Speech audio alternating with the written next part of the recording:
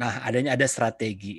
Nah, strategi itu nanti dijabarkan dalam bentuk banyak pertanyaan ya. Nah, ini seperti yang di samping kanan ini pertanyaan produknya apa sih? Kalau saya sederhananya, kalau Anda mau mau usaha lah atau mau bisnis, selalu saya tekankan hanya dua aspek, yaitu produknya apa, pembelinya siapa, gitu kan.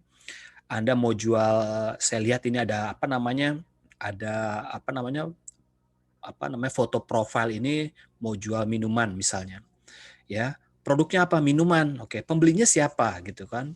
Jangan Anda nanti setelah kuliah, setelah mendapatkan mata kuliah dari saya, Anda nggak boleh lagi nyebut pembelinya siapa, pembelinya semua gitu. Ya jangan ya, harus spesifik pembelinya siapa gitu kan. Karena udah ada strateginya. Percuma ada strategi tapi pembelinya tetap semua gitu kan. Kalau minuman kopi gitu kan, itu kan nggak mungkin anak-anak atau nggak mungkin orang tua atau nggak mungkin misalnya wanita hamil misalnya. Tetap harus ada spesifikasi yang harus ditulis, dituju. Itu namanya goals-nya, tujuannya apa. Itu masuk dalam strategi. Ya, jadi nanti Anda kalau nanti ada diskusi kita tentukan dulu produknya apa nih, lalu pembelinya siapa gitu kan. Setelah tahu produknya apa, pembelinya siapa, nanti turun terus itu sampai ke medianya yang mau dikomunikasikan untuk memasarkan, mempromosikan tuh apa medianya. Apakah brosur, apakah pakai event, apakah pakai yang namanya media sosial dan lain-lain. Setelah udah advance, sudah tingkat lagi, udah kita naik, baru kita bicara pesaingnya siapa. Ya, biasanya itu otomatis ya, setelah dapat produknya siapa, pembelinya siapa, produknya apa, pembelinya siapa, langsung tuh turun-turun langsung ke pesaingnya siapa. Siapa sih pesaing yang kita copy ini gitu kan? Yang kita yang kita mau bisnis, pesaingnya siapa? Oh, misalnya pesaingnya adalah Kopi Kenangan atau Fore Coffee atau Janji Jiwa misalnya. Nah, Anda mau menjadi pesaingnya dia, Anda posisinya di mana nih? Apakah Anda pendatang baru? Apakah Anda punya rasanya baru? Atau Anda harganya gimana? Nah, itu harus tahu pesaingnya. Melihat pesaingnya seperti apa trennya ya. Lalu komunikasi seperti apa nanti mau disampaikan? Apakah komunikasinya itu dalam bentuk misalnya storytelling ya, bercerita atau testimoni atau seperti apa gitu kan, cara mengkomunikasikannya. Nanti tools risetnya banyak ya, ada analisis SWOT, Blue Ocean Strategi, Trend Reset, dan Consumer Insight. Nah, ini sebenarnya masih banyak lagi ya, tergantung kita sih, pilih salah satu aja. Kalau misalnya yang sederhana, misal analisis SWOT, silakan gitu kan, semampunya Anda aja. Nah, tapi harus dijabarkan ya, tetap ya, siapa, apa produknya, siapa pembelinya. Nah, inilah strategi. Sebelum kita memulai sesuatu usaha atau apa, dimulai dari perencanaan, planning. Nanti budgetnya gimana, kemudian partner kita siapa, dijual di mana, produknya dikemasnya seperti apa, harganya berapa, nanti komunikasinya, medianya pilih yang mana gitu kan. Nah, ini jadi satu kesatuan dalam bentuk namanya strategi dalam satu marketing ya. Oke, nah saya kasih contoh nih, contoh kasus lah ya, sedikit kasus. Nah ini tentang produk saya nih ya. Ini produk yang saya kelola di perusahaan, namanya Teh Kahuripan. Teman-teman yang sudah punya buku saya, itu biasanya saya selipkan itu Teh Kahuripan di buku saya. Jadi Anda bisa baca buku sambil minum teh gitu kan. Nah ini produk teh Kahuripan ini produknya dia nih, produknya teh celup Kahuripan. Lalu Anda pembelinya siapa? Nah, ketika jatuh ke pembelinya siapa, nah ini sudah main namanya konsep ya. Ada namanya STP ya, istilahnya STP. Segmented, targeting, dan positioning. Ya istilah umumnya ya. Tapi saya mau sederhanakan aja, kita mau segmentasi pasarnya berikut target audiensnya. Nah, Anda pakai nih yang namanya seperti ini ya, diklasifikasikan berdasarkan geografi, demografi, psikografi, behavioral, itu boleh dipakai juga nih. 3 juga boleh, biasanya sih 2, demografik dan psikografiknya aja.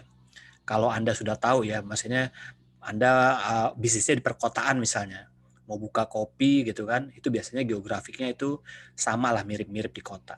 Tapi kalau Anda produk baru, produk yang baru mau diluncurkan, nah ini adalah segmentasi yang perlu Anda klasifikasikan.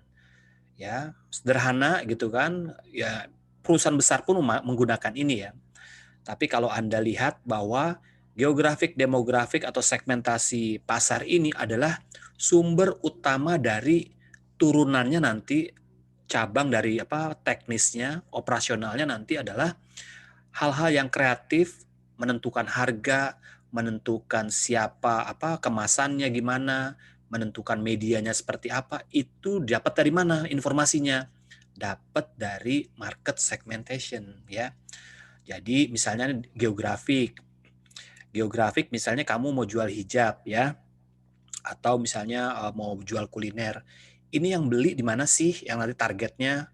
Oh, saya mau yang belinya nih orang-orang yang nanti tinggal di kampung-kampung gitu kan, perkampungan, atau orang-orang di perkotaan yang sibuk misalnya. Oke, padat penduduknya. Terus cuacanya bagaimana? Misalnya cuacanya tuh yang sering hujan, atau cuacanya tuh yang tropis misalnya. Anda pilihnya seperti itu. Kalau Anda bicara minuman dingin ya tentunya tempat yang tropis ya. Lalu demografiknya itu termasuk umurnya berapa sih yang kita akan tuju, orang yang akan kita tuju sebagai target. Kalau di Teh Kahuripan itu umur 21 sampai 35 tahun ya. Targetnya ini. Terus kemudian dia ibu rumah tangga dan profesional. Jadi bukan anak sekolah, bukan pelajar ya, tapi ibu rumah tangga dan profesional. Itu target kita gitu kan. Lalu kemudian dari psikografiknya, dari bagaimana dia gaya hidupnya, lifestyle-nya. Kita cari orang-orang yang memang orang-orang yang insecure, orang-orang yang kurang pede gitu kan sama penampilan misalnya, atau sama kondisi sehariannya gitu kan. Cari orang insecure, kemudian cari lagi orang yang sibuk atau orang yang pengen sehat tapi malas olahraga. Nah, itu seperti itu ya. Banyak ya. Orang pengen sehat tapi malas olahraga gitu kan. Nah, itu cari orang-orang seperti itu sehingga target Anda itu tepat. Kemudian dari behavioralnya itu adalah perilakunya tidak terlalu setia dengan satu brand. Nah, dicari lagi nih orang yang nggak setia sama, suka ganti-ganti brand. Dia orangnya nggak setia sama satu brand. Nah, ini target kita nih. Orang yang suka ngopi misal atau ngetehnya Sariwangi, tapi kadang-kadang juga ngetehnya pakai sosro, kadang juga pakai tongci misalnya. Nah, ini orang yang jadi target kita yang masih labil gitu kan. Lalu kemudian dia tuh orang yang pengen sehat dan muda gitu. Karena tahu penampilan tuh pengen sehat dan muda. Kalau foto maunya pakai filternya filter yang bening banget ya, sampai pori-porinya tuh nggak ada gitu kan, sampai tipis gitu kan. Nah, itu biasanya orang-orang yang pengen tampil muda gitu, tampil ceria gitu kan, tampil fresh. Atau orang yang suka ikutan tren. Lalu bagaimana read readiness to buy-nya, atau namanya urgency untuk belinya seperti apa? Oh, dia beli ketika ada pengaruh dari luar gitu kan misalnya. Nah, inilah informasi yang kita dapat, kita susun untuk menentukan harga, menentukan strategi, menentukan kemasan, menentukan tempat ya, tempat kita jualannya, menentukan juga komunikasinya. Ya, ketika misalnya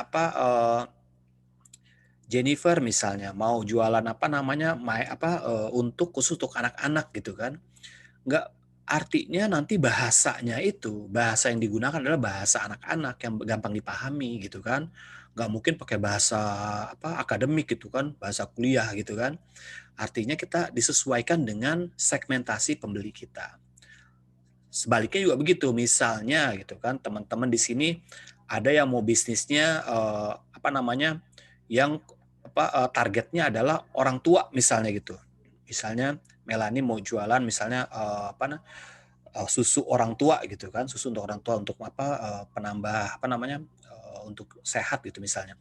Nah, ini bahasanya juga begitu, nggak bisa pakai bahasa yang anak-anak atau bahasa gaul gitu kan. Masa orang tua pakai bahasa gaul, "Hai guys, beli susu ini guys," gitu. Padahal target Anda adalah orang yang udah 60 tahun ke atas gitu kan. kan aneh jadinya gitu kan, apa namanya, tidak tepat lah ininya, apa, sasarannya. Nah, ini perlu dipikirkan ya. Jadi semua tuh dimulai dari namanya penyusunan strategi. Dari strategi nanti bisa turun kemana-mana ya. Bisa kemasan, bisa cara komunikasi, advertising, dan lain-lain. Oke ya, nanti apa, teman-teman, kalau saya kecepatan dikasih tahu atau kurang jelas, bisa minta diulang, nggak apa-apa ya.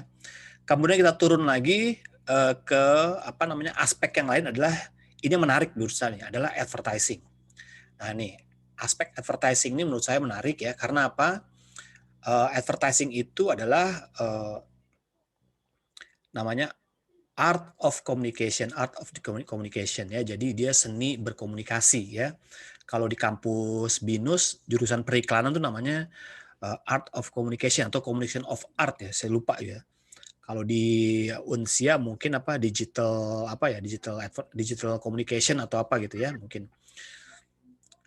Oke, ini advertising. Nah, coba Anda lihat bahwa sekarang advertising itu juga banyak ya. Advertising mulai dari apa namanya, internet, televisi, radio, print, nah, newspaper, masih ada nggak newspapernya, atau billboard, atau magazine. Magazine ini udah print apa newspaper sama ini udah hampir ini ya, hampir ditinggalkan ya. Hampir ditinggalkan. Jadinya ini orang pada lari ke media-media lain. Nah, inilah apa namanya iklan-iklan yang menurut saya menarik untuk kita nanti juga explore ya. Anda lihat di samping ini contoh-contohnya, ini namanya jenis iklannya adalah iklan ambient media. Ambient media itu nanti kalau Anda pelajari tentang iklan adalah iklan-iklan iklan luar ruang yang memberikan efek wow gitu, efek mengejutkan atau efek surprise ya. Seperti Anda lihat di gambar ini adalah misalnya Mini Cooper gitu kan, itu dipasang di jalan menuju ke subway atau jalan menuju ke basement. Seolah-olah orang-orang itu masuk ke mobil gitu kan, atau sebaliknya mereka keluar dari mobil. Jadi menunjukkan bahwa kapasitas yang namanya ruang dari Mini Cooper itu besar, banyak. Nah, ini kan efeknya orang jadi tertarik ya. Juga apa namanya, iklan mengenai apa, barbershop misalnya. Itu di mobil seolah-olah orang itu sebagai barbershop. Nah, ini menarik ya, menarik sekali karena iklan itu sangat dinamis sekali ya. Sampai sekarang itu kalau Anda lihat bagaimana tren karir ya, tren karir sehingga 10 tahun ke depan tuh salah satunya adalah orang kreatif di bidang ad ya, kreatif iklan. Nah, seperti ini ya, beli rumah 250 juta dapat istri muda, itu maksudnya itu punya apa, efek stopnya besar ya. Stop arti kata begini, ketika Anda lewat naik motor atau naik mobil atau Gojek mungkin ya, Anda bisa stop sebentar tuh, Bang, stop sebentar Bang, mau baca dulu gitu kan. Itu bisa jadi ada efek stop. Atau Anda pernah lihat mungkin ya, walaupun nanti ini istri muda, bukannya istri muda secara harfiah ya, tapi ada singkatan ya. Atau Anda pernah lihat, saya juga pernah itu apa iseng juga ya, ketika saya naik kendaraan gitu kan, ada iklannya berbunyi bahwa jangan nengok ke kiri gitu kan. Orang kan gitu kan, semakin dilarang semakin nengok gitu kan. Jangan buka dibuka gitu kan. Jangan lihat dilihat gitu kan. Nah, ini efeknya itu ada efek psikologis dari apa namanya? Advertising ya. Jangan nengok sebelah kiri gitu kan. Nanti ada batu gitu. Saya bilang ada batu apa? Saya lihat ke kiri, oh tukang itu batu aki gitu kan. Ya menarik juga sih gitu kan. Ya, takutnya saya pas nengok kiri benar-benar ada batu di depan saya gitu kan. Itu jebakan juga gitu. Nah, tapi ini menariknya iklan itu sangat kreatif. Nanti Anda banyak lihat lah iklan-iklan kreatif, apalagi ketika pilkada ya iklannya ya. Orangnya pakai baju superhero lah atau apa untuk menarik perhatian. Nah, ini iklannya. Dan iklan pun banyak ya, kategori iklan. Ada iklan yang apa namanya, kategorinya above the line, below the line, dan through the line. Nah, ini Anda pengetahuan ini ya, umum ya. Nah, ini apa sih above the line, below the line, dan through the line? Ya, ini. Above the line itu biasanya iklan yang targetnya itu masif ya, besar gitu kan. Targetnya besar lah, kayak TV gitu. Misalnya Anda tadi udah strateginya udah bener nih, misalnya targetnya adalah misalnya ibu-ibu gitu kan, umur 60-an gitu kan. Anda puter pasang di RCTI gitu iklannya. Apakah hanya umur 60 aja yang nonton? Enggak, pasti anak-anak juga nonton. bapak-bapak nonton, anak muda nonton, jadi targetnya itu sangat masif. Ya, jadi namanya above the line dia. Sangat masif, tidak sangat random lah gitu. Radio juga begitu ya. Nah, lawannya apa above the line nih? Lawannya adalah below the line. Below the line itu sangat spesifik, tertuju gitu kan. Sangat targeting. Makanya Anda kalau misalnya jualan hijab, jualan minuman, itu menggunakan below the line. Karena apa? Anda nggak mau iklan ke semua orang, karena iklan ke semua orang itu biayanya mahal, ya. Pasang billboard gitu kan, itu semua orang nonton gitu kan, lihat gitu kan. Tapi kalau misalnya Anda below the line, bikin brosur, kemudian Anda direct selling, datang ke rumah-rumah, ke pintu-pintu, atau datang ke acara-acara event gitu kan, itu below the line. Ya, jadi tertuju banget sama yang namanya konsumen target Anda, itu below the line. Nah, jadi Anda tinggal pilih nih mau iklannya above the line apa below the line nih. Jadi Anda udah tahu ya. Lalu kemudian Anda juga bisa pilih through the line gitu kan. Through the line itu adalah gabungan dari keduanya atau integrated. Nah, nanti di segmen akhir kita akan bicara juga tentang bagaimana integrasi dari tools marketing yang ada ya, integrated yang nanti pada namanya materi berikutnya kita akan bahas satu-satu. Tapi saya kasih pengantar lah hari ini gitu kan. Nah, contohnya apa nih above the line ya tadi ya, above the line itu contohnya iklan billboard, TV gitu, radio. Below the line itu pemasaran email, sponsorship gitu kan, yang khusus gitu kan. Kenapa sponsorship? Sponsorship misalnya kita ada event. Eventnya itu misalnya ada arisan gitu kan, kita mau jual hijab. Nah kan tertuju banget itu kan ke orang arisan, kita sponsorship gitu kan. Sponsor apa? Makanannya, sponsor bikin spanduknya, bikin bayarin misalnya restorannya lah misalnya kita kita biayai, tapi kita masukin dari sebagai sponsor gitu kan, sangat tertuju tuh. Kalau through the line bagaimana? Ya udah gabung ini, tapi trennya sekarang gabung ya, jadi banyak orang yang gabung lah, integrated, jadi nggak bisa lagi dipilah-pilah.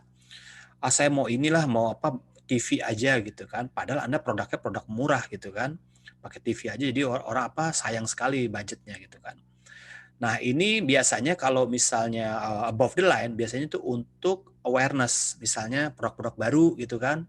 Orang tahulah saya ada produk baru nih, namanya hijab siapa gitu kan. Nah, ini baru nih produknya, jadi siapa aja boleh nonton.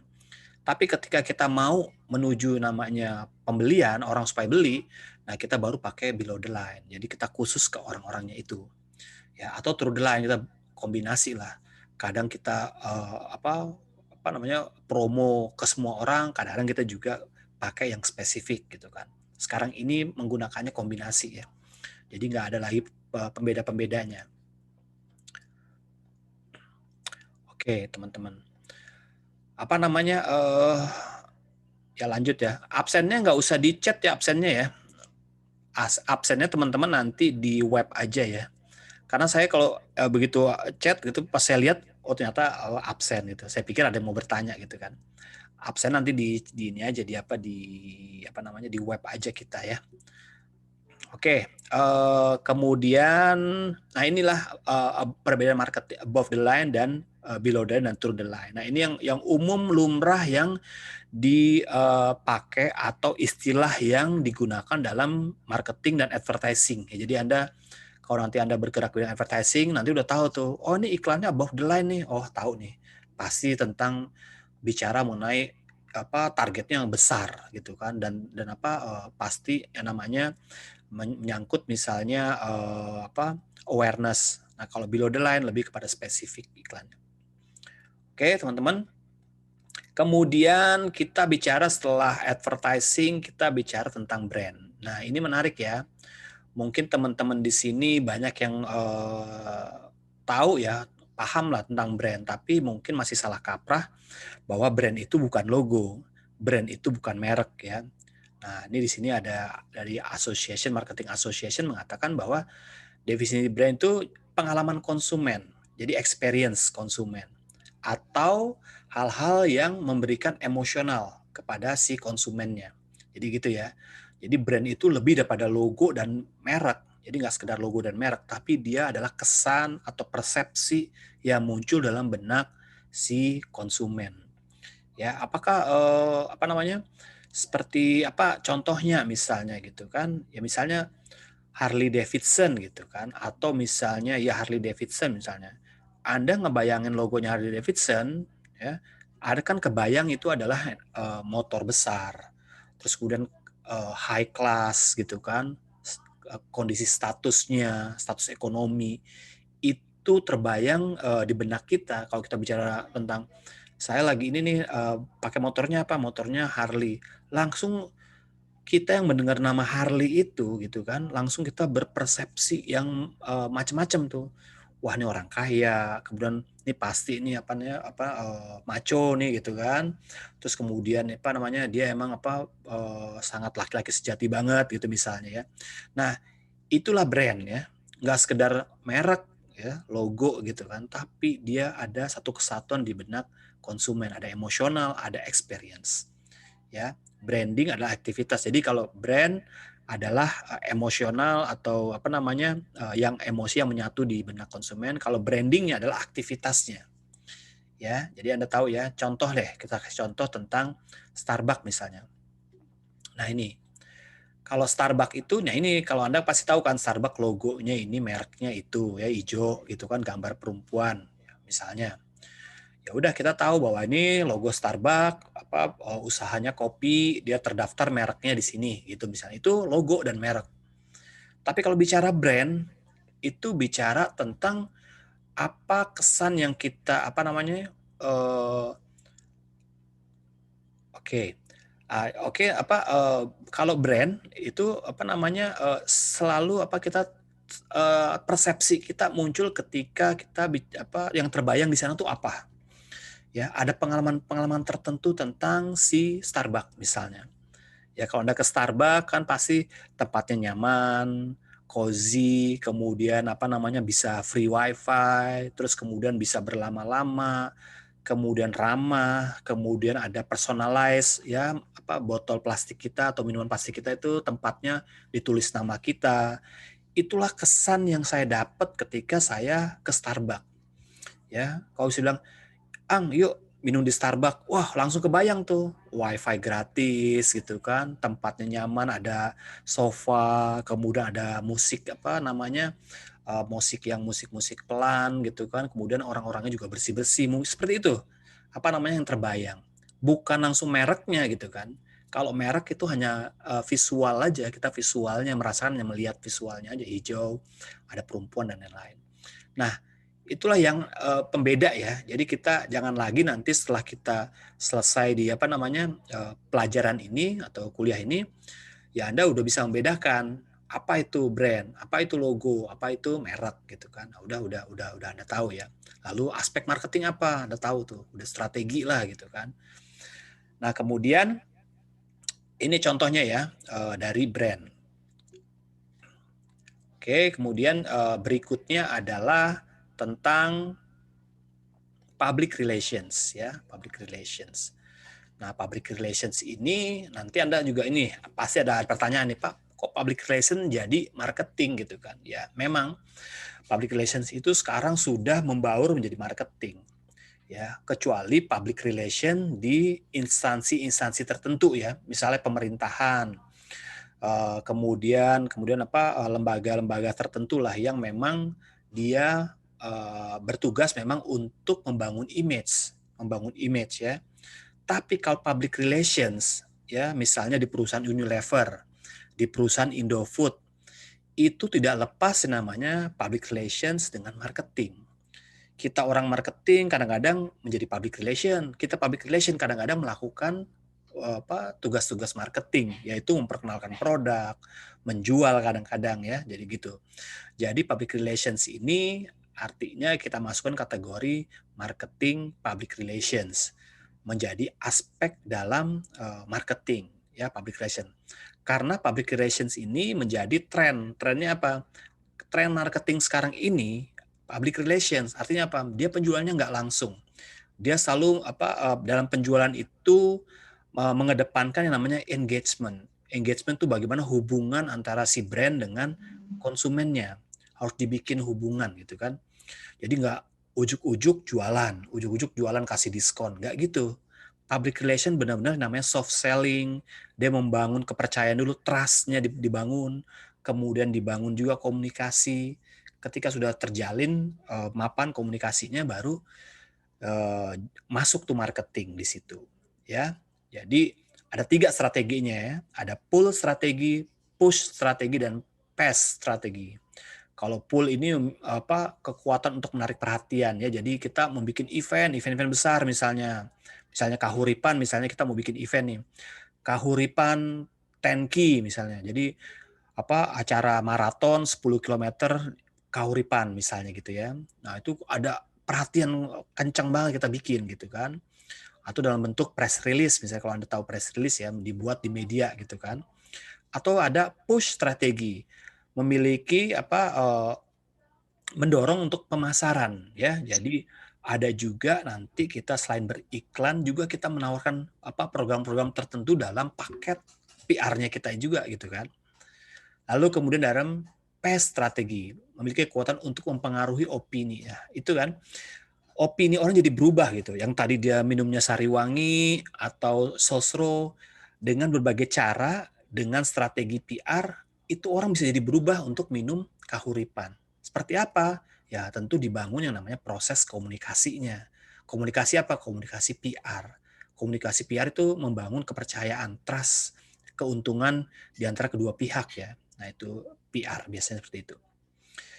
Oke, jadi bedanya apa sih kalau kita melihat PR, kemudian marketing, media terus kemudian sosial media. Ya contohnya misalnya seperti inilah ya. Ini contoh secara analoginya ya. Kalau marketing itu dia mengatakan bahwa saya keren, awesome gitu kan. I'm awesome gitu kan. Jadi saya keren, itu marketing, marketing banget tuh. Kalau Anda sebagai personal branding gitu kan, Anda sebagai caleg gitu kan, atau caleg di pilkada atau apa, Anda bilang bahwa saya adalah orangnya seperti ini gitu. Jadi marketing gitu kan. Jadi Anda bilang saya ini lulusan ini, saya bisa membangun misalnya desa dalam waktu 5 tahun ini udah beres. Nah itu saya gitu kan. Itu marketingnya. Tapi ketika masuk ranah misalnya public relations, ada orang lain yang mengatakan itu gitu kan. Jadi kita bangun tuh kesepahaman, membangun visi kepada orang lain. Akhirnya orang lain itu yang ngomong tentang kebagusan kita. Jadi kita pakai corong orang lain itu. Misalnya tokoh masyarakat yang ngomong, nih kalau mau pilih pemimpin yang bagus nih pilih Pak Anggoro nih gitu misalnya ya. Tapi karena saya udah bangun tuh PR-nya gitu kan. Lewat image, lewat saya membangun trust, saya kemana-mana harus pakai peci misalnya untuk membangun membangun kepercayaan. Oh, bahwa ini orangnya alim nih misalnya. Akhirnya orang-orang percaya ketika orang lain mengatakan bahwa saya bagus, saya keren gitu kan. Nah, itu bedanya ya harus orang lain. Nah, kalau advertising, nah ketika dia bilang, "Oke, saya keren, pilihlah saya." Nah, itu advertising, ya. Lalu kalau sosial media seperti apa dia gabungannya? Trust me, percaya deh. Dia itu keren. Nah, itu harus orang lain lagi ya. Sama kayak PR ya, dekat-dekat sama kayak PR. Jadi mempengaruhi orang lain, kayak viral kan seperti itu. Kalau viral itu biasanya kita men-share tempat-tempat yang memang yang menurut kita bagus gitu kan, men-share kuliner. Makanya kalau kita makan itu bisa kita foto gitu kan, kita share. Atau misalnya ada restoran-restoran yang punya spot instagramable gitu kan, kita foto di sana terus kita share ke teman kita, ini keren loh gini-gini tempatnya. Jadi sosial media itu seperti itu, ada orang lain yang mengatakan untuk diri kita menjadi pemasar dengan sendirinya, sukarela. Ya berbeda ya jadi ya. Kalau marketing saya nih keren, public relation orang lain yang ngomong. Kalau advertising kita yang ngomong, justru kita yang menyuruh orang untuk milih kita gitu kan. Jadi kita memuja-muja diri kita sendiri gitu kan. Advertising kan gitu kan. Trust me ya, atau awesome. Nah itu sosial media menggunakan orang lain untuk mengatakan hal itu. Nah ini sosial media perbedaannya. Lalu kemudian terakhir aspek terakhir adalah sosial media. Ya, sosial media ini yang tren yang sekarang. Sosial media juga banyak sekali ya. Ya, kenapa kita harus pakai sosial media? Karena bisa namanya meningkatkan brand awareness. Kenapa brand awareness kan tadi termasuk dalam ATL, above the line, jadi random awareness-nya. Tapi sekarang ini sosial media menjadi gabungan antara ATL dan BTL, dia through the line. Ya, dia bisa brand awareness, bisa jualan juga dalam satu platform. Nah, bukan main kan, makanya orang-orang tuh sekarang beralih ke sosial media atau internet karena sangat murah, aspeknya mencukupi semua, kemudian scoop orangnya yang punya yang bisa reach reach audiensnya itu, kita menjangkau orang-orangnya itu lebih banyak gitu kan. Ya, kemarin saya juga udah contohkan ya tentang bikin brosur dan juga membuat bikin brosur dengan mengiklankan di Facebook Ad, ya berbeda ya. Effortnya sama, tapi daya jangkaunya sama efeknya itu lebih ke sosial media lebih besar. Nah, inilah yang namanya sosial media. Terus mendapatkan feedback langsung ya. Ya, kalau Anda produknya bagus, hijabnya bagus misalnya, jualan misalnya Iwan jualan spare part gitu kan. Ketika nanti ada review dari orang, oke, bro, bahannya bagus nih, cepat sampai, oke, keren. Nah, itu feedbacknya langsung di situ, bahkan tertulis, bahkan kita bisa capture menjadi satu yang namanya testimoni. Ya, bisa di-capture. Tapi hati-hati, tantangannya adalah kalau barang kita jelek, kemudian barang kita mengecewakan, nah itu viralnya juga cepet gitu kan.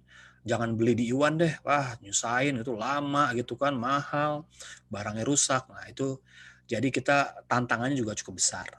Lalu yang penting lagi adalah kita gampang sekali mempelajari kompetitor, ya, gampang sekali. Ketika kita mau usaha, misalnya Iwan mau usaha misalnya mebel gitu kan, tinggal cari di googling atau tinggal cari namanya di Google Trends. Ketika kita buka Google Trends, itu akan terlihat kompetitor kita itu lagi bergeraknya di mana. Dia strateginya seperti apa, menggunakan apa alat-alatnya, itu kelihatan. Apakah menggunakan influencer, apakah dia di Facebook Ad, apakah dia menggunakan namanya iklan-iklan SEO atau iklan-iklan yang lain gitu kan, itu kelihatan gitu kan. Zaman dulu saya waktu di iklan, untuk mempelajari tren atau mempelajari kompetitor itu susah banget. Kita harus jadi yang namanya kayak Intel gitu kan, kayak Intel. Jadi kita pura-puranya itu beli di situ, lalu kita pura-puranya ke marketingnya, nanya-nanya gitu kan. Jadi kayak Intel kita. Tapi sekarang nggak perlu gitu kan. Itu semua yang namanya digital itu sudah masuk dalam database. Database itu semua udah masuk sehingga kita bisa pelajari secara gampang dari rumah gitu kan. Nah, ini sosial media ya. Nah, inilah aspek terakhir. Nah, nanti ke depannya dari rangkaian marketing ini kita akan bicara ke depannya itu adalah yang namanya bauran komunikasi pemasaran. Nah, ini lebih menarik lagi nih. Jadi integrated ya. Integrated. Kita bicara tentang integrated marketing communication atau komunikasi pemasaran terpadu. Jadi terpadu nih, mengumpulkan semua tools marketing, iklan, pemasaran langsung dan lain-lain digabungkan menjadi suatu strategi gitu kan. Nah, tapi Anda jangan bingung ya, nanti ada tulisan bauran komunikasi pemasaran atau bauran promosi, Pak, gitu kan. Ini saya nggak tahu tokoh-tokoh ini menulisnya itu dia menggunakan komunikasi pemasaran dan promosi. Yang satu sama lain sebenarnya saling terkait. Kalau promosi itu adalah bagian dari komunikasi pemasaran, ya. Nah, komunikasi pemasaran itu bicara tentang promosi juga. Nah, gitu kan. Nah, ada yang bilang bahwa bauran komunikasi pemasaran, tokohnya ada namanya Kotler gitu misalnya kan. Nah, kalau bauran promosi beda lagi tokohnya. Tapi tools yang dipakai atau integrated yang dipakai sama dia gitu kan, itu ternyata sama, yaitu iklan, kemudian pemasaran langsung gitu kan, promosi penjualan, public relations. Nah, itu sama. Nah, tapi Anda nggak usah bingung perbedaannya apa, tapi kita lihat persamaannya apa ya. Persamaannya di tools-nya ini ya. Nanti Anda bisa pelajari di materi terakhir atau materi berikutnya kita belajar tentang bauran komunikasi pemasaran atau bauran promosi. Nanti kita bicara iklan, jenis-jenis iklan tuh apa sih? Ya tadi ya jenis-jenis iklan, lalu bagaimana target tentang iklan-iklan tertentu itu seperti apa? Ada iklan corporate, ada iklan layanan masyarakat, ada iklan B2B, itu seperti apa lagi gitu kan. Nah, nanti ada pemasaran langsung, direct marketing itu seperti apa sih gitu kan. Apakah sama dengan personal selling, bedanya apa? Nah, itu nanti kita belajar ya. Di buku saya tentang petunjuk anak marketing, anak advertising itu ada ya pembeda-pembedanya itu. Jadi Anda sebenarnya kalau Anda udah punya buku saya, Anda bisa belajar dulu tuh, pelajari dulu sehingga nanti ke depannya atau saat nanti kita masuk ke materi ini kita bisa langsung diskusi gitu kan. Ya saya harapkan juga teman-teman yang lain, bukan buku saya saja, tapi kita coba memulai untuk belajar menggunakan buku. Buku apa saja lah gitu kan. Saya berharap teman-teman ini sudah mulai rajin baca buku, referensi sehingga kita nanti bisa memperluas, memperkaya ilmu pengetahuan ini gitu kan. Jadi Anda bisa baca dari sisi yang lain gitu kan, karena Anda baca buku, baca informasi gitu kan. Media online juga boleh aja, tapi saya sarankan buku sih, karena buku itu lebih Anda bisa buka-buka lagi, Anda bisa tandain, Anda bisa bisa dibaca sewaktu-waktu, bahkan Anda bisa jadikan referensi untuk Anda misalnya nulis skripsi nanti. Ya takutnya Anda nanti ya alhamdulillah kalau misalnya ada kesempatan dan rezeki, ya kalian kan bisa nanti melanjutkan S2 misalnya atau S3. Nah itu kalau S2 itu nggak ada hal lain adalah baca buku, presentasi, baca buku, presentasi. Nanti kalau Anda mengalami kuliah S2, itu nggak ada lagi kuliah kayak gini nih sekarang nih. Jadi kuliah kayak sekarang ini hanya membahas tentang apa yang kamu baca kemarin gitu. Jadi kita tugas di rumah, oke, Iwan misalnya Fatimah baca buku tentang marketing. Besok presentasi apa yang dibaca gitu. Nanti teman lain itu teman-teman yang lain si Ade atau Bintang itu yang akan memberikan berdebat. Tapi debat yang positif ya, maksudnya dia akan mempertanyakan apa-apa yang kita sudah baca gitu kan. Jadi pertanyakan lagi, dievaluasi. Nah, itu seru sih, tapi memang menguras tenaga. Tenaganya apa? Tenaga untuk baca, karena kita malas kan biasanya. Baca, terus kita resume, terus kita bikin presentasinya, kita berdebat lagi gitu kan. Nah ini apalagi nanti Anda lanjutnya ke S3 itu lebih rumit lagi gitu kan. Tapi bukan saya nakut-nakutin, tapi itulah bagian dari perkembangan kita untuk lebih maju. Oke, ya teman-teman kalau misalnya sinyalnya jelek boleh silakan cari-cari sinyal ya, asal jangan di rumah orang gitu kan, pakai wifi rumah orang gitu kan, di pagar rumah orang pakai wifi atau ke kafe gitu kan, Mas wifi-nya apa gitu kan. Oke, ini dari materi tentang aspek komunikasi, aspek permasaran. Silakan teman-teman yang mau bertanya. Ini tadi ada pertanyaan apa ya? Coba saya tanya apa? Pak, seberapa kuat keterkaitan antara brand dan image? Ya, sama ya sebenarnya brand itu ya. Ya sama ya, brand sama image sama ya, kan image itu dibentuk dari supaya persepsi ya, image juga persepsi itu kan, pokoknya namanya brand itu persepsi gitu kan, image juga gitu.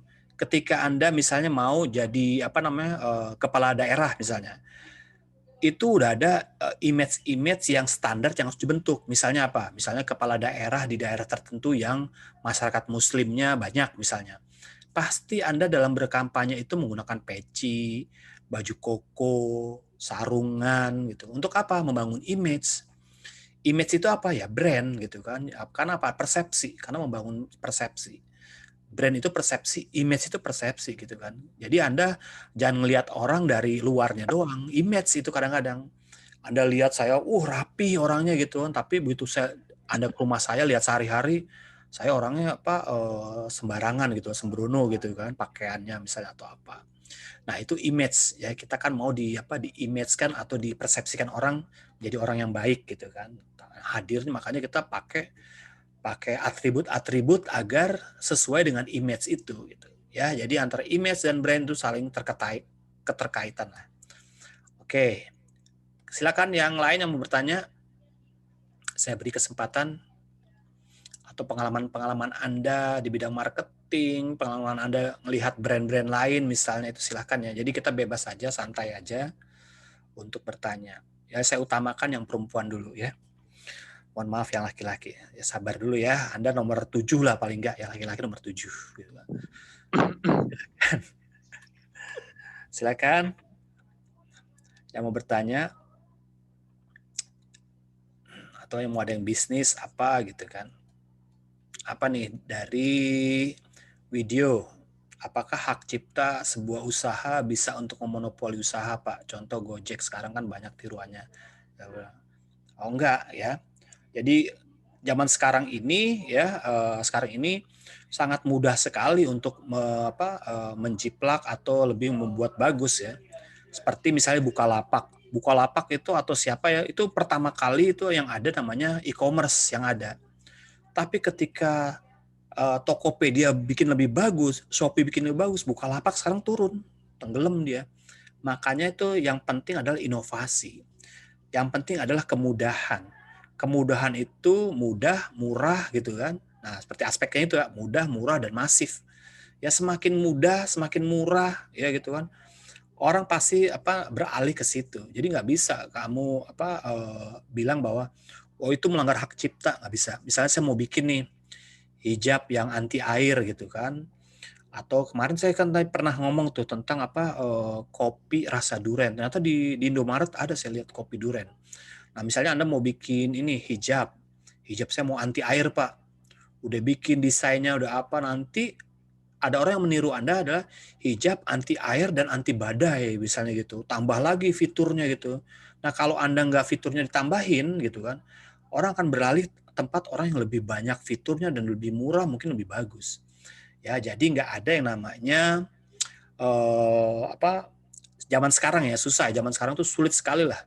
Pokoknya mana yang lebih bagus, mana yang lebih itu mau siapapun itu bisa aja. Asal ya etika berbisnisnya kadang-kadang konsumen itu nggak peduli ya. Mau meniru kayak mau apa, yang penting saya tuh terpenuhi ininya keinginan saya terpenuhi gitu.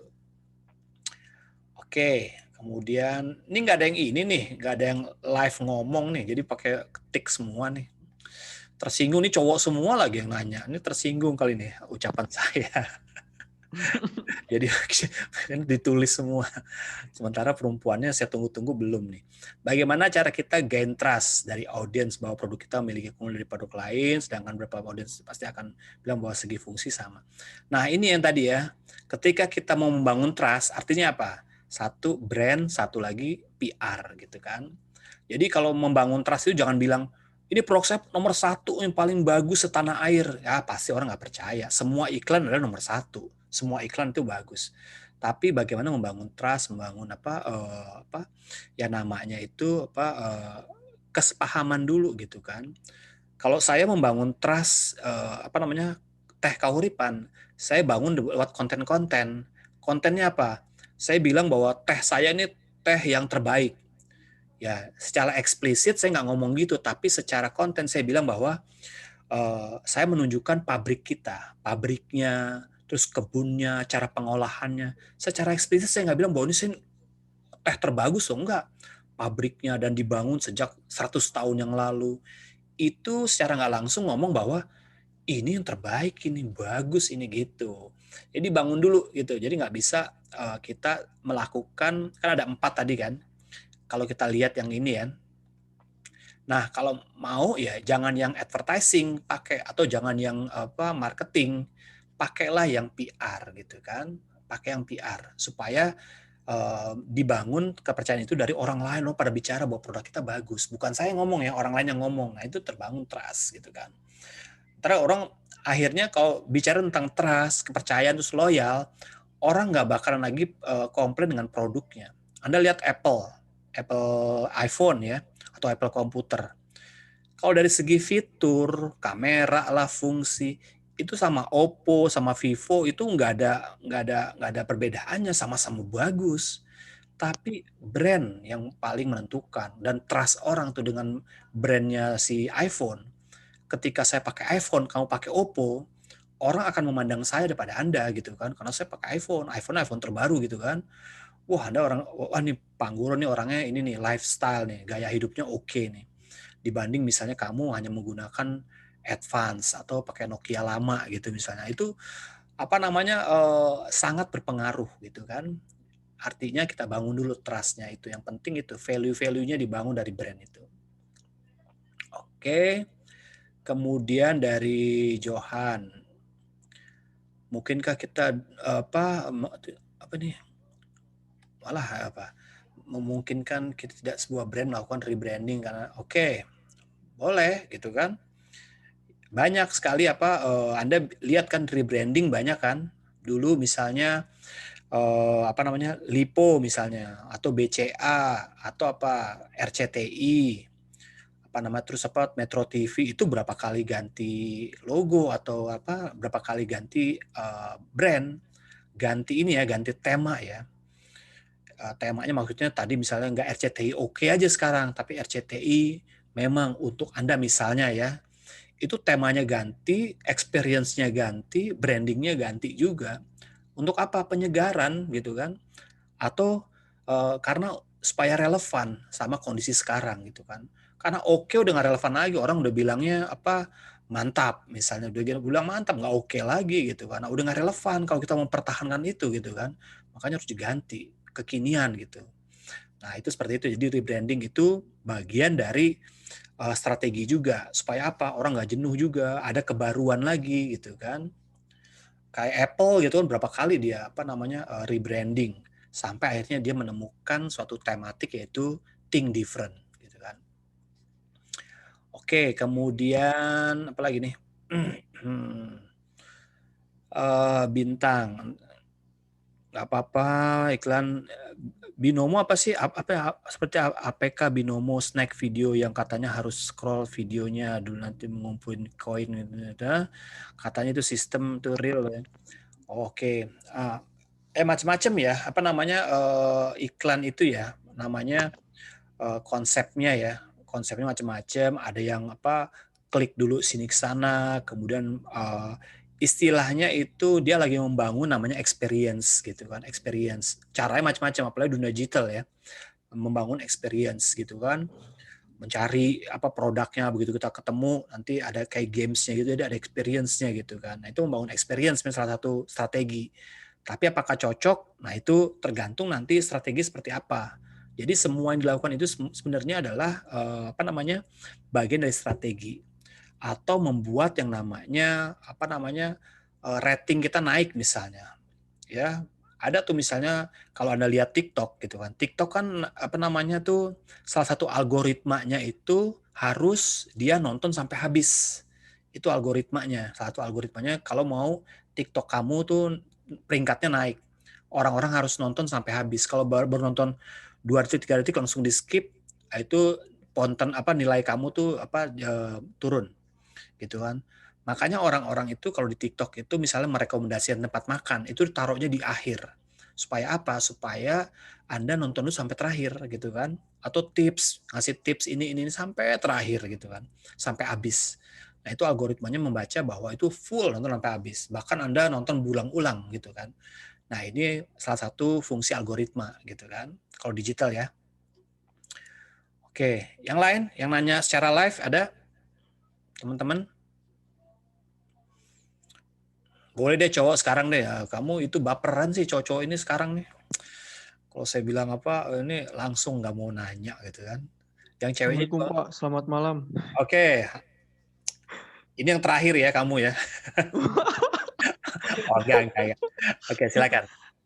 Jadi gini Pak, saya istilahnya kayak baru sadar sebetulnya dari Kang Dewa juga bahwa untuk meningkatkan branding image sebuah produk ataupun perusahaan, ternyata ada teknik pengulangan selama 6 bulan berturut-turut kita tuh harus ngiklan. Jadi ke audiens tuh tahu dan terulang di kepala, oh nanti terciptanya brand ini tuh dari pengulangan iklan tersebut. Entah 6 bulan, nggak tahu berapa, intinya saya baru baca tuh bahwa ketika kita ngiklan 6 bulan secara berturut-turut itu akan menciptakan sebuah branding image di mana di kepala kita tuh ketika membaca sebuah brand, oh ternyata ini loh sebetulnya tidak tidak apa intinya tidak secara alam bawah sadar tuh kita tahu bahwa itu tuh udah diulang-ulang selama 6 bulan berturut-turut kan kayak di TikTok tuh banyak iklan yang sebetulnya kita lihat gak lihat pun sadar gak sadar pun ternyata iklan itu udah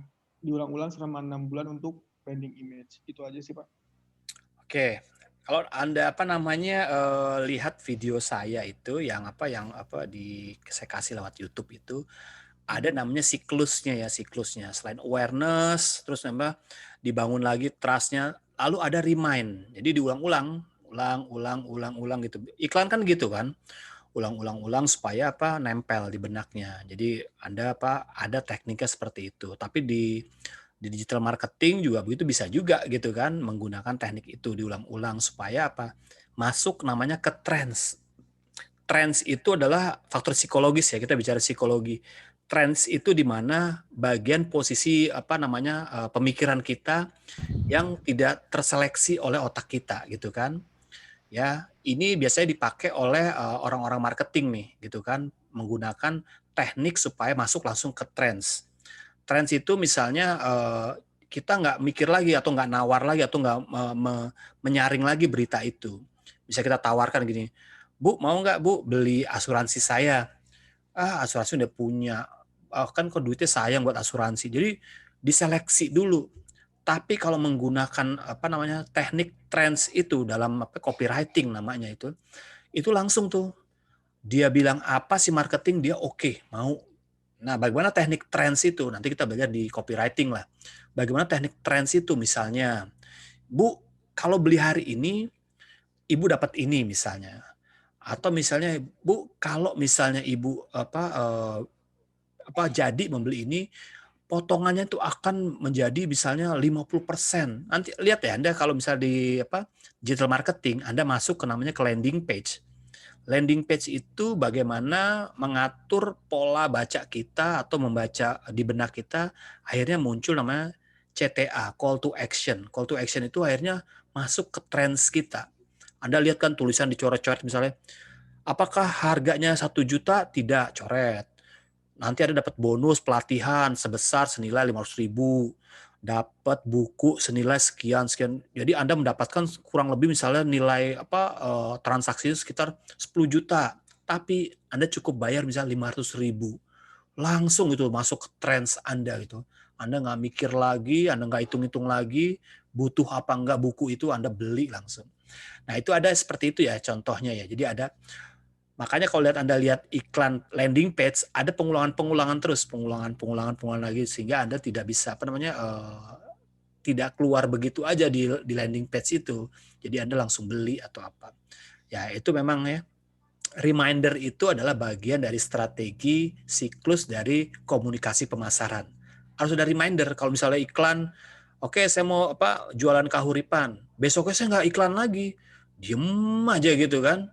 Diisi sama Sariwangi. Seperti teh botol lah. Ya, trennya teh botol nih sekarang nih. Teh botol Sosro. Itu remindernya dia itu sedikit berkurang. Makanya disusupin oleh teh pucuk gitu kan. Makanya orang sekarang teh pucuk nih makin naik nih. Ketika dia ada di mana-mana, kemudian slogan dia juga mengena di pucuknya, di apa gitu. Orang sekarang ke teh pucuk. Aqua juga gitu kan. Sekarang lebih agak turun dia nih. Sekarang ada mineral, ada apa macam-macam yang memang pesaing-pesaing dari Aqua. Nah, ini pentingnya reminder gitu kan. Pentingnya ganti rebranding. Jadi orang tuh ingat lagi gitu kan. Jangan sampai nanti kita lupa gitu kan. Seperti misalnya iklan apa tuh? Nokia misalnya. Kita kan tahu tuh connecting people atau apa.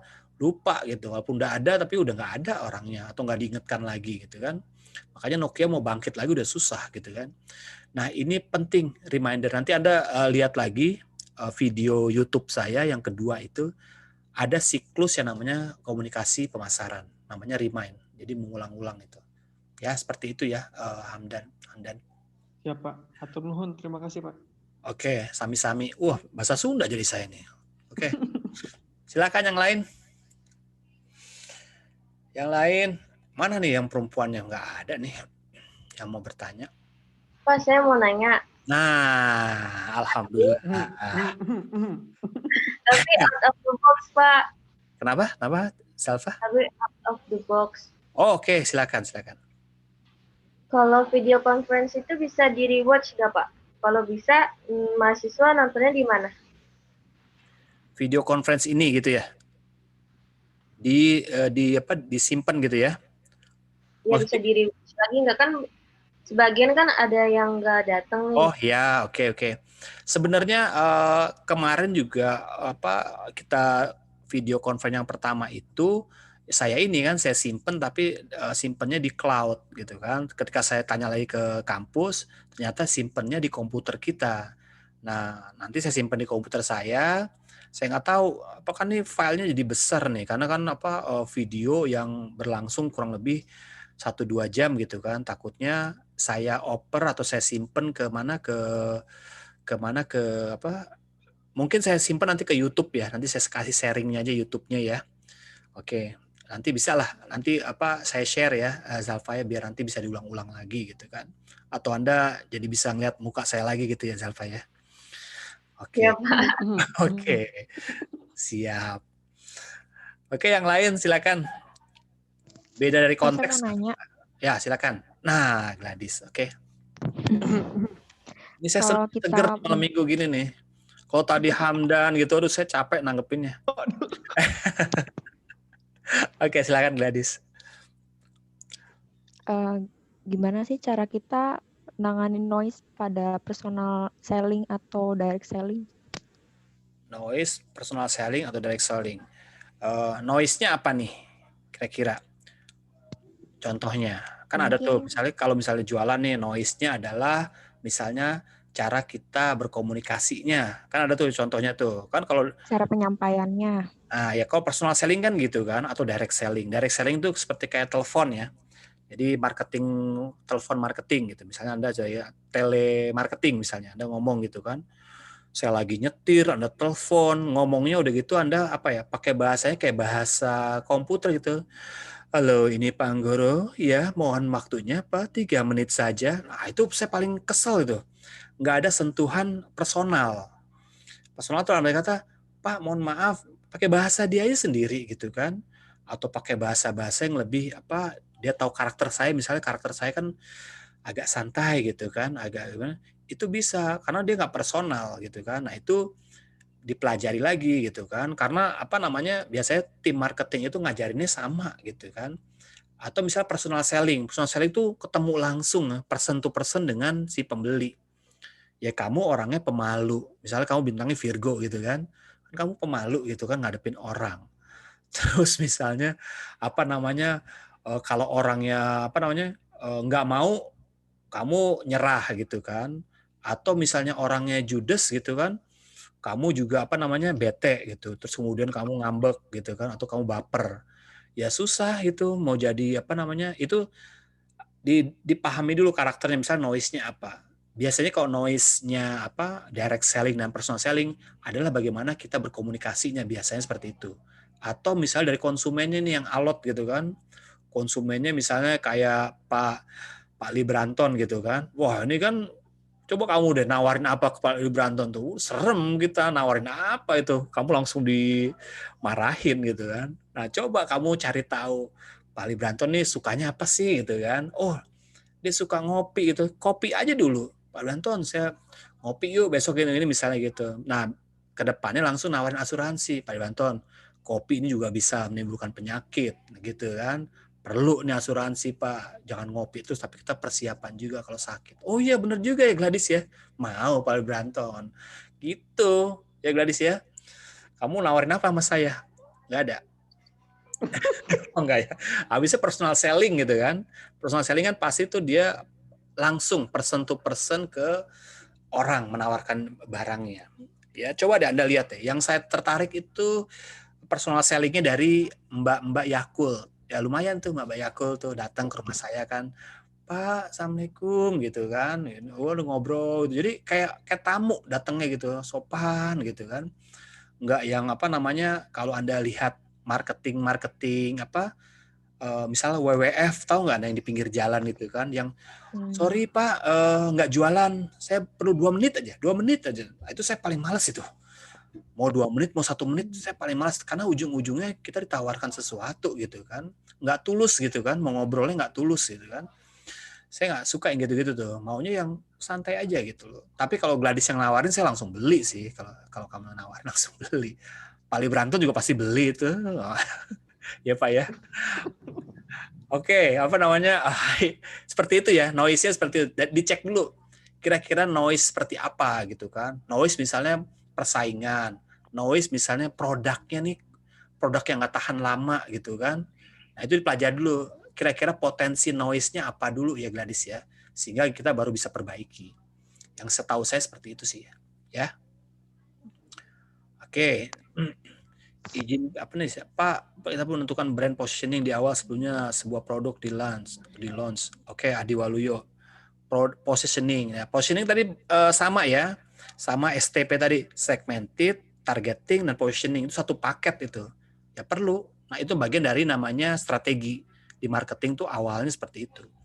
Kalau Anda belajar tentang marketing communication atau integrated marketing communication, itu ada namanya STP, segmented, segmen pasar, targetnya siapa, lalu positioning. Positioning itu menentukan posisi kita di mana sih di antara pesaing kita. Oh, kita ini produk yang mahal, atau kita produk yang ramah lingkungan, atau kita produk yang dijualnya hanya terbatas misalnya. Itu positioningnya di mana gitu kan. Sama, jual susu juga, tapi Anda diposisikan di mana. Penting itu positioning ya, jadi ya. Ya, Adi ya. Oke, yang lain? Ada yang lain? Silakan. Ayolah, daripada apa? Atau silakan 1-2 pertanyaan lagi. Vicky Pak dipanggil Pak. Siapa? Vicky itu udah jago Pak. Vicky, mana? Ayo Vicky, silakan. Hadir, Pak. Oke, Vic, silakan. Kasih diskusi apa atau mau itu apa? Ada ini ada pengalaman nggak, Vic? Aku mau tanya, kalau misalnya tadi yang Vic, sorry Vic, putus-putus Vic.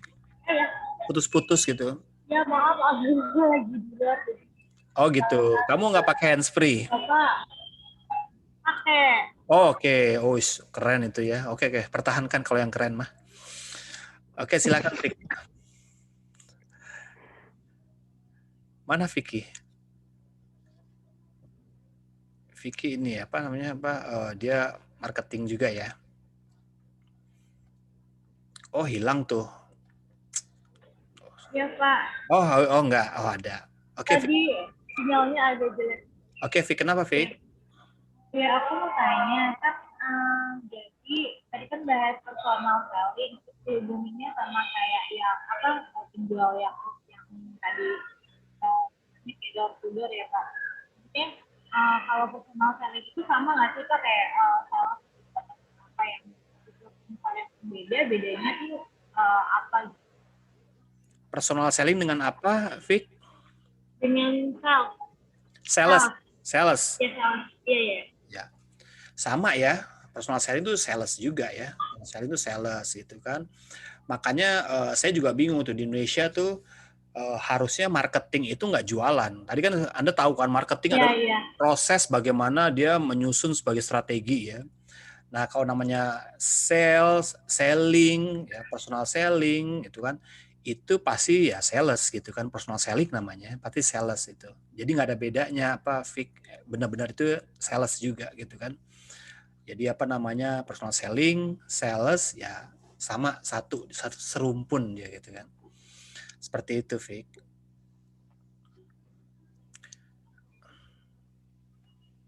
Oke. Terus kemudian ini apa nih? Pak mau tanya kenapa SPG selalu rekrut yang good looking? Menurut kalian gimana? Ya iyalah, gimana sih kamu?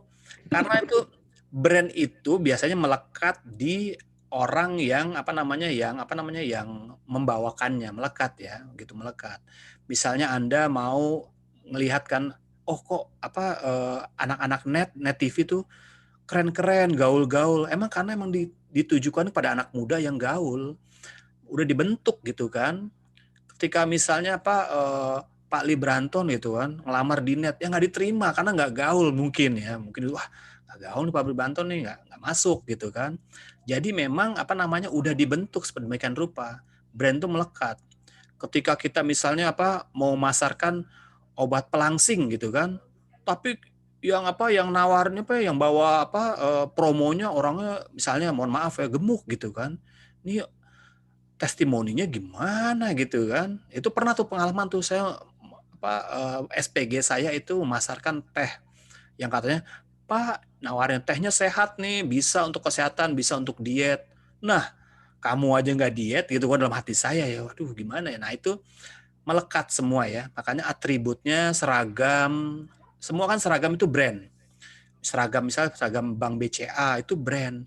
Ketika kamu pakai seragam Bank BCA misalnya, tapi kamu serampangan duduknya, terus naik motor pakai knalpotnya yang knalpot racing gitu, tapi pakai seragam BCA gitu kan, itu kan merusak reputasi BCA.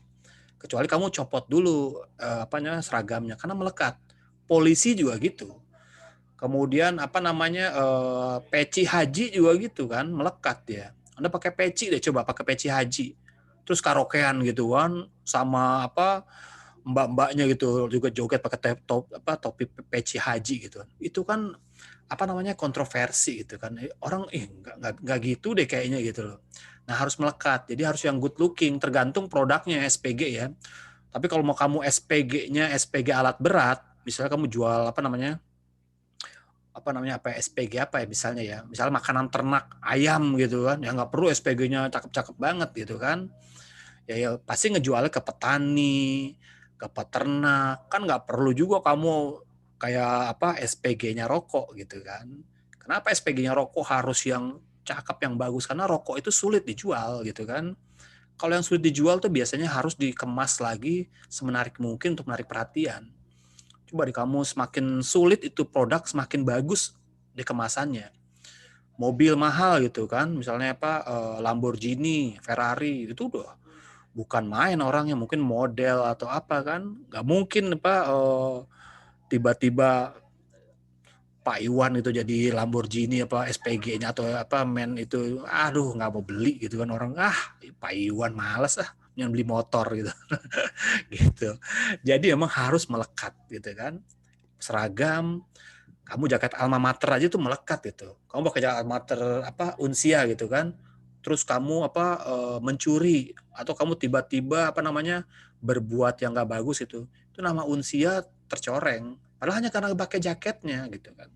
Nah, jadi melekat ya. Makanya kita mau nih misalnya produk kita maunya melekat di orang-orang yang memang punya public personal branding yang bagus gitu kan. Kalau saya mau jual teh, oke, saya mau jadi penjualnya itu misalnya Melanie gitu kan, Yulia sebagai orang-orang yang bisa memasarkan produk saya, jadi brand saya jadi menarik gitu kan. Ya, seperti itu ya. Jadi yang harus yang good looking. Tapi good looking itu juga macam-macam ya, nggak good looking tuh yang nggak glowing atau flawless mukanya, enggak ya. Maksudnya good looking tuh enak dilihat lah gitu kan. Porsinya walaupun nggak cakep-cakep banget misalnya ya, tapi dia enak gitu ya. Dilihatnya enak, komunikasinya juga smart gitu kan. Oke, apalagi nih Bona? Ini ada lagi nih, izin bertanya. Ini kayak polisi semua izin ya. Izin bertanya. Subjektif. Zaman sekarang dalam dunia digital marketing, apakah email marketing masih efektif? Ya, masih ya. Karena banyak orang, khususnya orang-orang ini ya, orang-orang yang selalu menggunakan laptop, sibuk itu biasanya dia banyak lah email marketing itu menjadi pilihan. Karena dia bentuknya masif ya, kayak broadcast gitu kan. Dia kayak spam gitu. Tapi ya kadang-kadang kalau lagi iseng kita kebuka juga gitu kan. Ini apa nih, tawaran apa nih, buka juga gitu. Ya itu sama kayak direct mail ya, tapi sekarang lewat email. Masih bisa. Karena masih ada tuh bukunya tuh yang saya baca tentang teknik bagaimana kita membuat direct mail lewat email. Kenapa iPhone melarang produknya di semua film dalam toko pameran film orang jahat apa? Oh, saya nggak tahu tuh. Apple milih-milih orang, saya juga tahu. Tapi ya kalau kamu tahu ya berarti kamu lebih hebat lah. Saya baru tahu nih, jadi pelajaran juga. Ya mungkin seperti itu ya. Nggak mungkin misalnya produk saya nih gitu kan, teh gitu kan. Teh diminumnya misalnya sama peran antagonis gitu ya, yang tampangnya kayak Pak Lee Branton gitu kan. Wah, teh saya bisa, image-nya bisa, wah ini antagonis nih misalnya tehnya gitu. Nah, harus pilih-pilih juga gitu kan. Pasti tetap harus milih ya. Ada juga memang khusus alat-alat atau barang-barang yang memang perlu orang-orang antagonis. Misalnya apa? Misalnya extra joss gitu kan, atau misalnya orang-orang yang apa namanya butuh vitalitas yang tinggi, maco. Nah, perlu tuh. Nah, ini Pali Branton nih perlu nih extra joss ya, itu nih pasti nih beli dari saya nih iklan Pali Branton.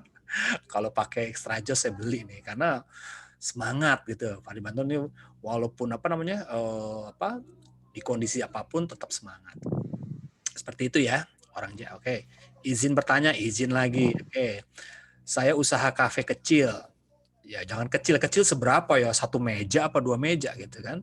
Saya usaha kafe kecil, sayangnya di pedesaan, semacam wedangan. Apakah saya bisa menembus market sampai ini? Bisa ya. Apalagi zaman digital ini gitu kan. Anda lihat di TikTok deh. Apa namanya di TikTok itu, orang-orang yang di TikTok itu merekomendasikan namanya hidden game. Hidden game itu tempat-tempat tersembunyi yang menarik yang untuk dikunjungi. Selalu ada rekomendasi tuh. Ngopi di rooftop di lantai berapa itu di Depok ada tuh. Nanti saya ajak tuh, siapa si yang orang Depok, saya ajak minum kopi di rooftop. Saya aja belum pernah ke sana, tapi karena TikTok tempatnya terpencil, harus masuk perkantoran dulu, naik ke atas gitu kan.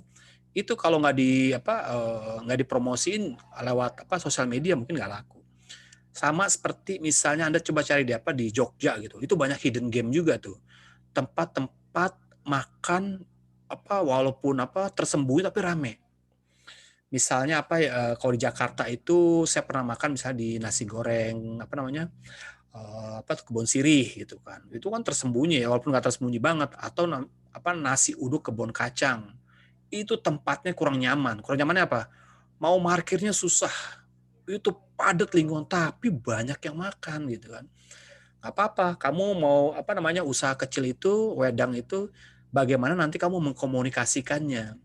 Ya apalagi kamu tempatnya kecil tapi instagramable misalnya. Misalnya tempat ada spot-spot tempat foto. Itu yang penting tuh. Atau rasanya, misalnya kamu kafenya itu swalayan atau misalnya melayankan sendiri gitu kan. Atau pembayarannya misalnya sukarela. Itu menarik tuh. Jadi nggak ada nggak ada kasirnya.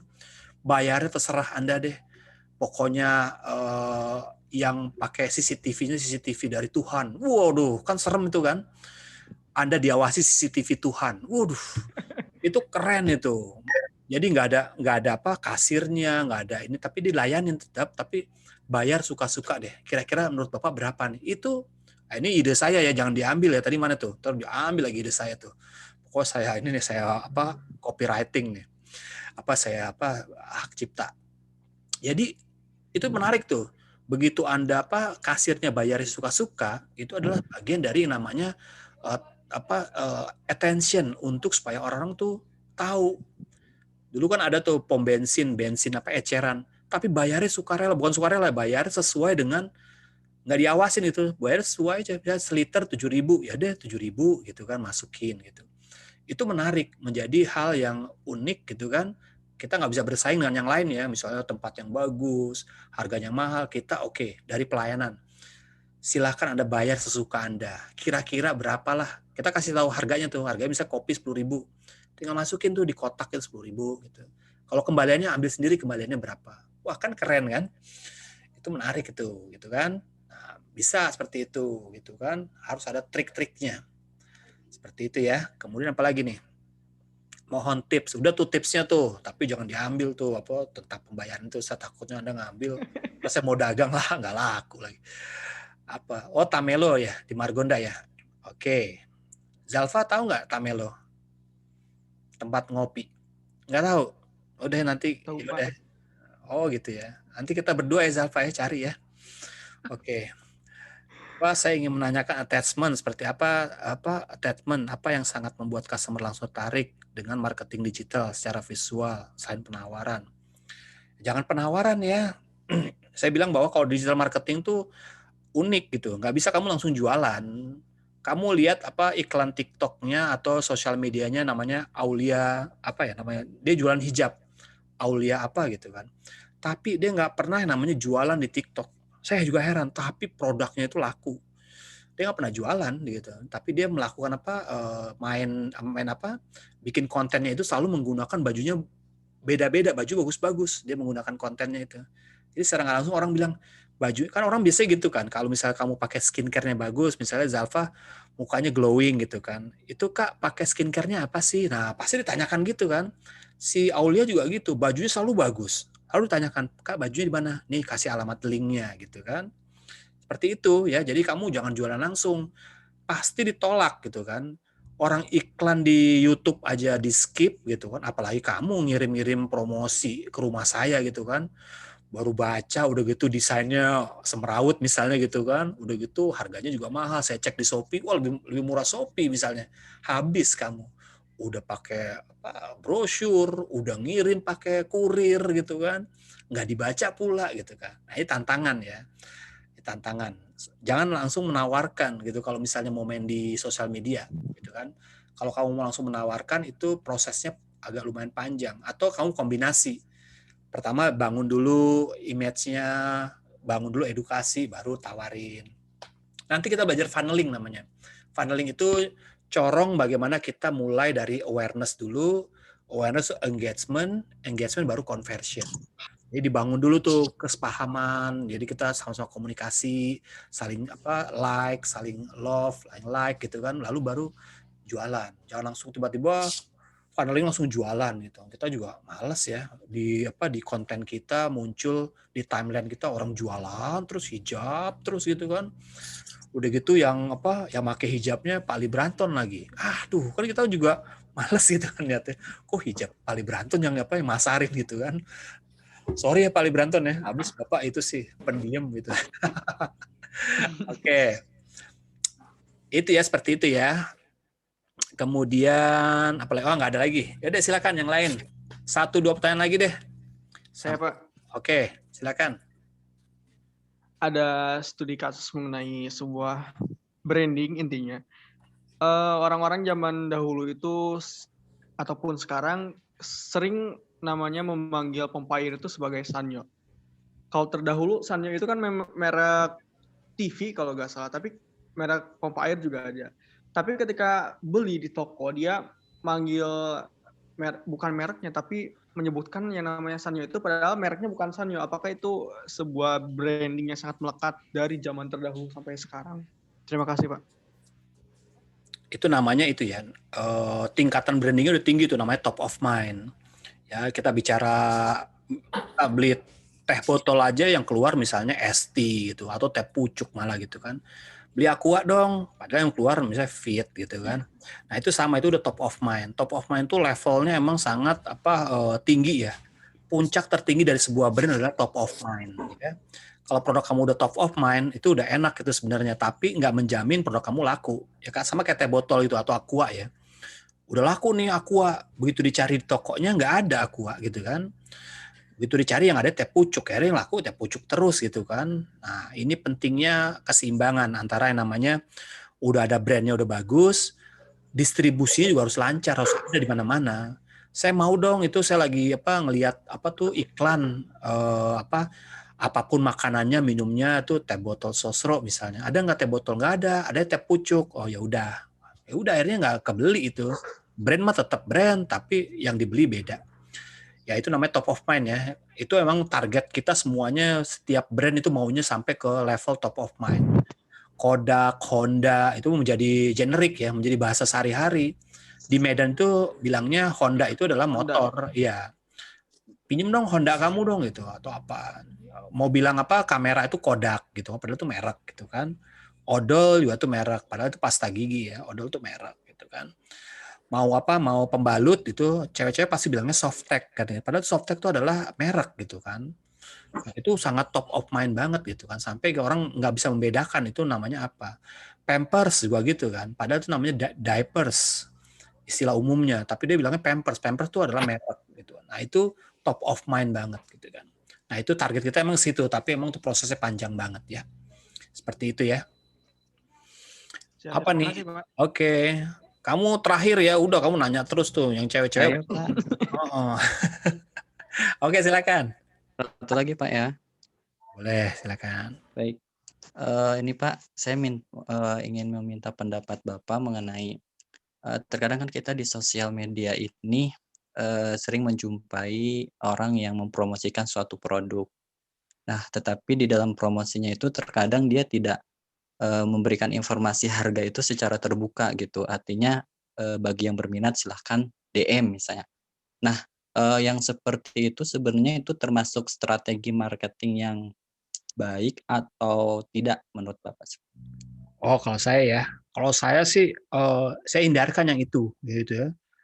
Karena apa namanya misalnya nih, saya ada iklan mobil gitu kan, gitu kan, untuk harga, padahal sudah tertarik nih, bagus untuk harga, call atau scroll atau misalnya DM atau itu, aduh malas DM langsung.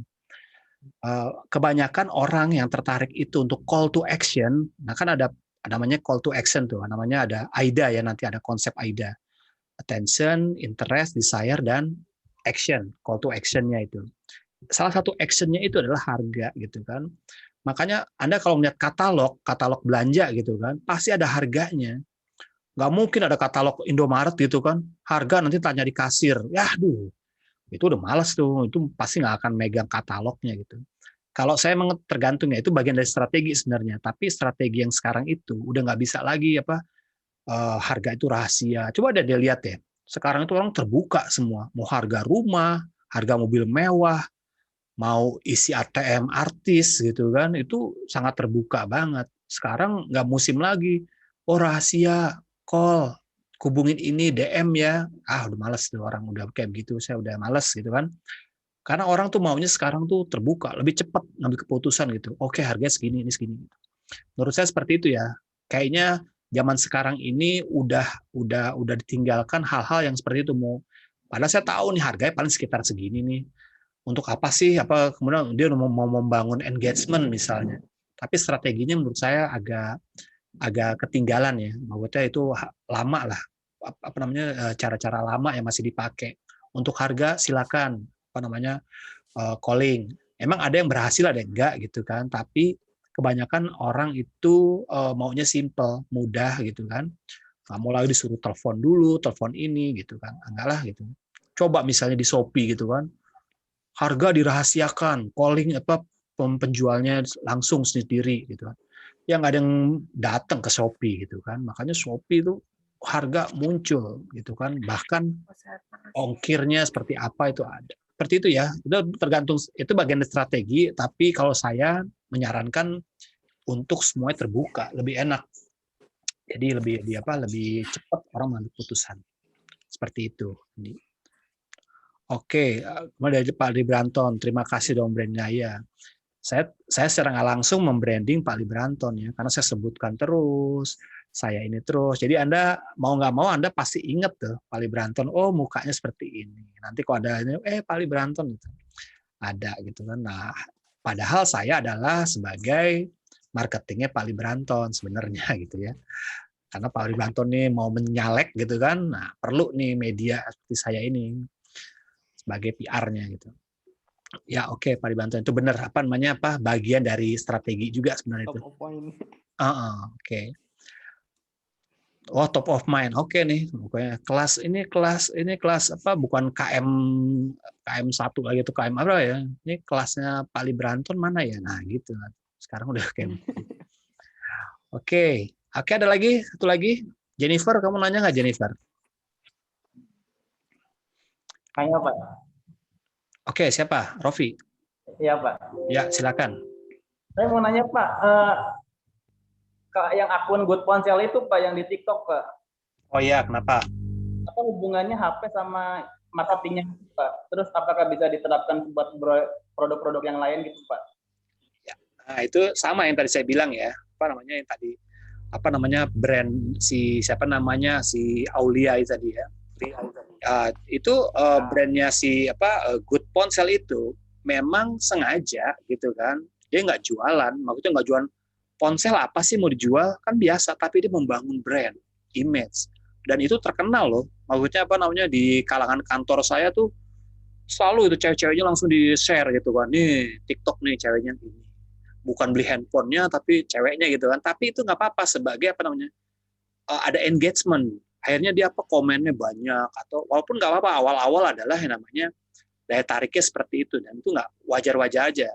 Karena memang kalau jualan langsung ponsel, siapa sih peminatnya? Orang kita samping kita juga jualan handphone, tapi bagaimana dia mau menjadi follower atau menjadi orang yang apa namanya engagement di sosial media bareng si Good Ponsel. Itu bagian dari strategi. Makanya saya bilang ada sebuah produk itu yang nggak dijual secara langsung, joget-joget aja gitu, tapi belakangnya ada Good Ponsel atau nama akunnya Good Ponsel. Nanti orang tanya, beli di mana tuh Good Ponsel? Oh, yang ada cewek-ceweknya itu ya. Nah, gitu kan. Langsung kebayang experience-nya. Ya, tadi kita belajar brand ya, experience-nya terbayang. Gitu. Ini kelasnya siapa nih? Kelas Pak Lebranton. Oh, gitu. Nah, jadi kebayang gitu kan, jadi seperti itu. Macam-macam ya. Oke, seperti itu ya, Rofi ya. Strateginya. Oke, satu lagi deh, gitu. Silakan. Silakan satu lagi kalau yang mau bertanya. Apa nih? Yuk. Siapa ini kan dari sekian, dari 40 orang loh, masa yang nanya cuma sedikit gitu kan. Saya lagi, Pak. Coba saya cek dulu. Oke, silakan. Mas Video. Itu trik dan usaha supaya usaha kita tetap bisa bersaing bagaimana, Pak? Terima kasih. Oke. Ini umum ya, itu umum supaya bersaing tadi ya. Jalanin aja Mas yang tadi apa namanya aspek-aspek tadi itu. Ada strateginya, kemudian ada apa namanya konsep STP, segmented, targeting dan positioning.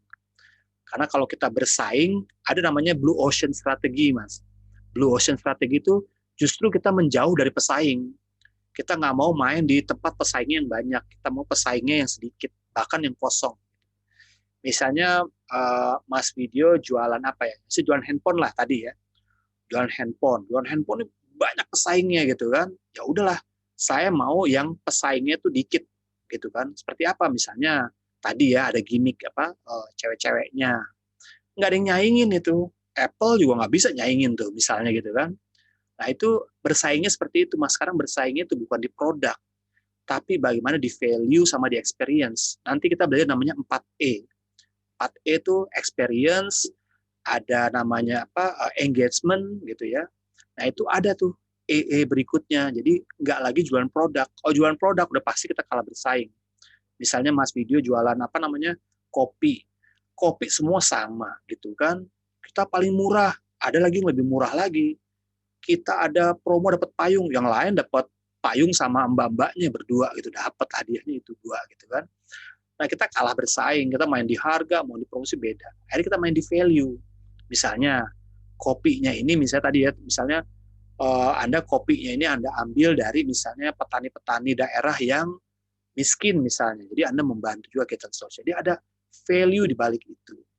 Kalau Anda lihat apa namanya iklannya Gokar gitu kan, Gojek Car itu kan, ada gambar tempel itu tentang bagaimana mengingatkan yang namanya keselamatan gitu kan. Itu sebenarnya adalah storytelling gitu kan, membuat satu pengalaman tertentu gitu kan. Oh bener nih gitu kan, ada sesuatu yang berkesan naik mobil ini, ada cerita di balik itu. Jadi bukan produk lagi bersaingnya, produk tuh semua sama.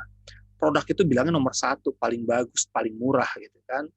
Tapi bagaimana value-nya, experience yang kita dapat dari sebuah produk itu gitu kan. Nah, jadi tipsnya sebenarnya oke. Satu Pak, nanya Ahmad Khatim, Pak. Oh, oke. Itu apa? Bentar ya, dari Mas Video mungkin seperti itu ya Mas Video ya. Oke, silakan Khatim. Terima kasih, Pak. Seberapa signifikan Pak makna jargon dalam proses periklanan? Misalkan begini, biasanya kalau visual itu sudah ada video bagus yang mengiklankan sebuah produk, tapi di balik video dan visualisasi iklan itu selalu biasanya ujungnya ada jargon, misalkan caplang gitu, jargonnya buat anak kok coba-coba gitu. Itu seberapa penting jargon itu mampu mengkonstruksi kesadaran konsumen gitu Pak. Oke. Apakah tidak cukup aja dengan sekedar visualisasi gitu? Oke. Jargon atau slogan itu slogan itu biasanya menggambarkan atau memvisualkan value yang didapat dari si brand itu. Kopiko misalnya, gantinya ngopi itu value yang didapat gitu kan. Misalnya Apple komputer, think different. Jadi kita merasa.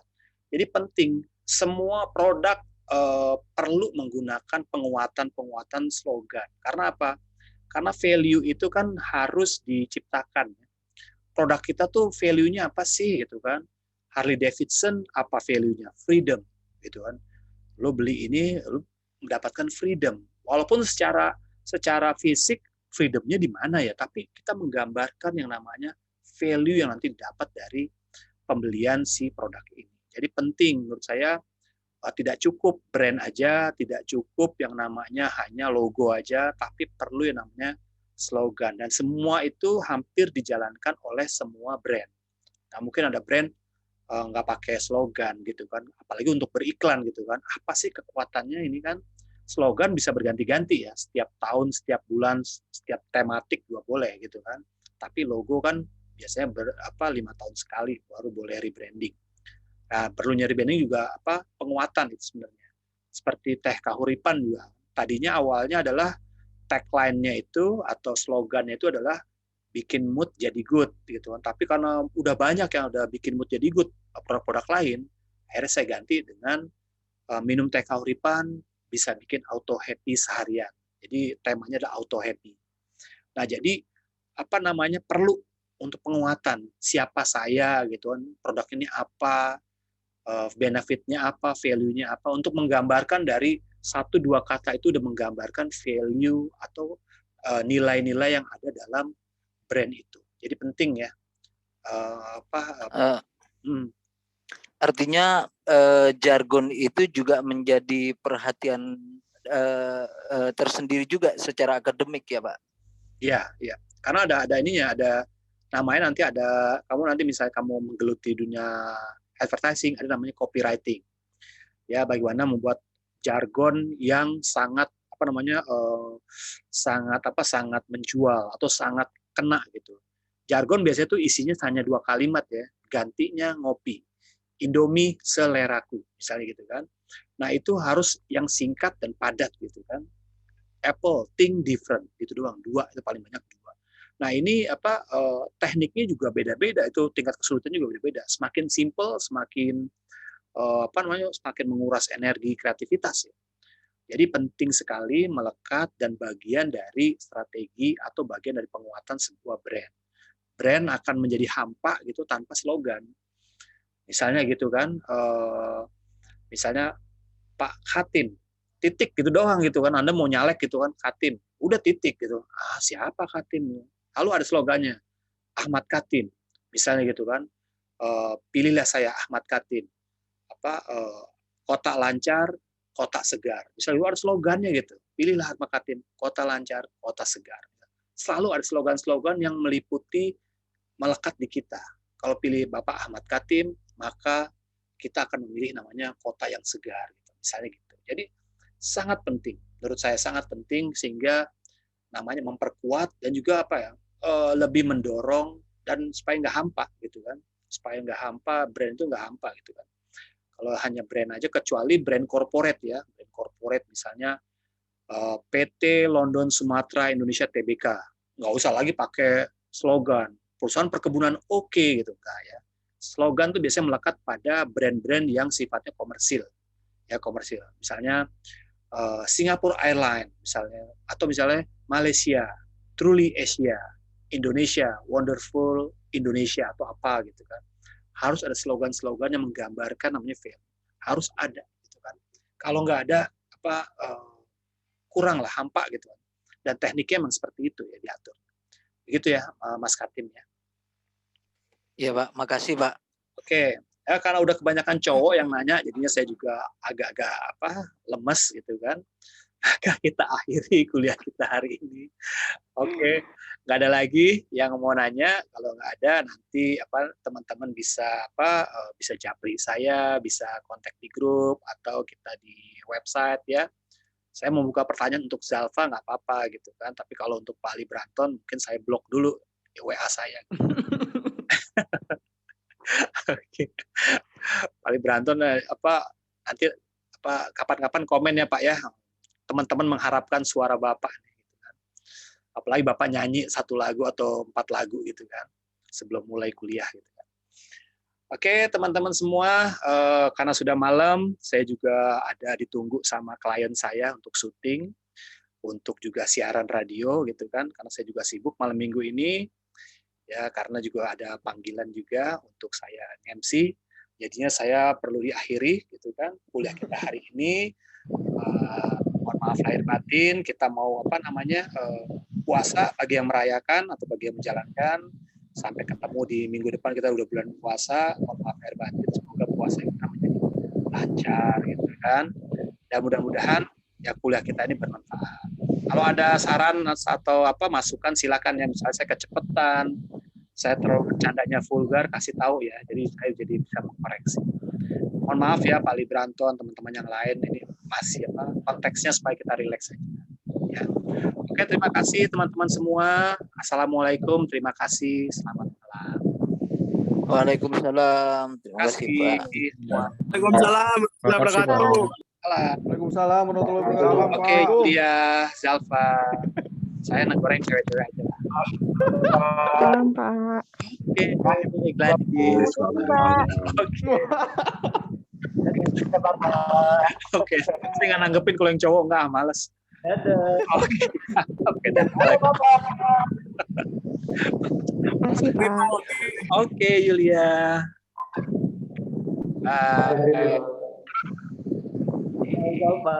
Ayalah, suara laki dulu. Sonia, oke.